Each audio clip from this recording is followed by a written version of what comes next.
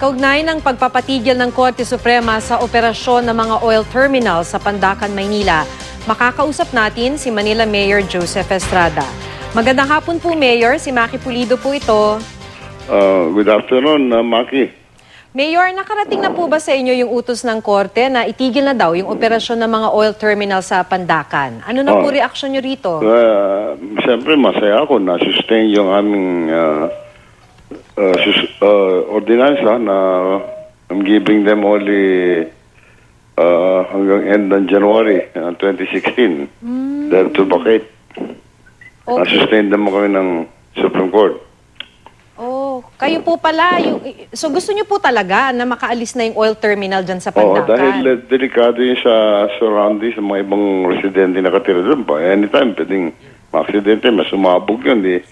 Pati Malacanang madamay.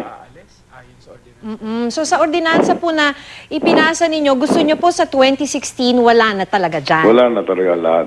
Oho. Ito, nung araw, binito yan ni Mayor Lim. Opo. Yung ordinansa yan. Opo. Nirevive ko lang, no, ako yung naging mayor. Malaki ho bang negosyo ang dinadala nitong mga oil companies dyan sa Manila? May epekto po kaya yan sa ekonomiya ng syudad? Kahit na noon laki, pero pag nanganganib ang buhay ng tao, hindi nababayaran ang buhay ng tao. Oho. So Diba? opo, tama naman po, no? Pero meron ho na bang pwedeng paglipatan yung mga oil terminal? Problema na nila yun.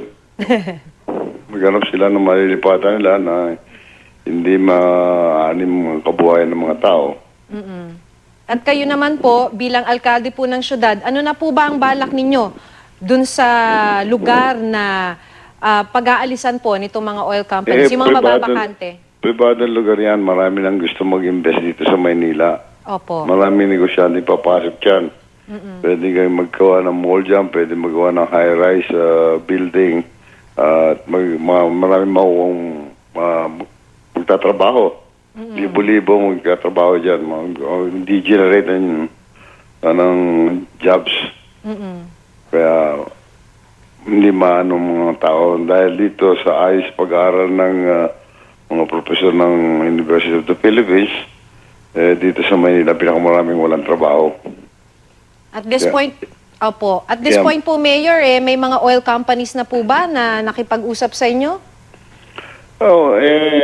Nakipag-usap. Wala silang, siguro na, kaya nga nag-appeal sila sa Supreme Court, talo naman sila. Kaya ako masaya sa desisyon ng Supreme Court. Siyempre, unang priority sa atin ang security ng buhay ng tao. Oho. Kayo po ba may natatanggap po bang report na banta dyan sa mga oil depots? Wala naman. So far, wala pa naman ako natanggap na banta. Wala pa naman pong, wala pa namang nire-report sa inyo na baka atakihin po, kaya mas delikado po sa lugar? Wala, secured naman kami dito. Okay. At alert ang mga polis natin. At lalo na ngayon, kung nasustinhan tayo ng Supreme Court, lalo mas malakas ang load natin. Nobody's above the law. Okay, maraming salamat po sa inyo. Masaya ako sa desisyon ng Supreme Court na nasustain yung aming ordinansa. At ma-assured ng hindi na manganganib ang mga tao sa kapaligiran ng oil depot na yun. Anytime magkaroon ng aksidente ron. Talagang grabe. Oho. Maraming salamat po sa oras ninyo, Mayor. Maraming salamat din, Maki. Thank you very much. Manila Mayor Joseph Estrada.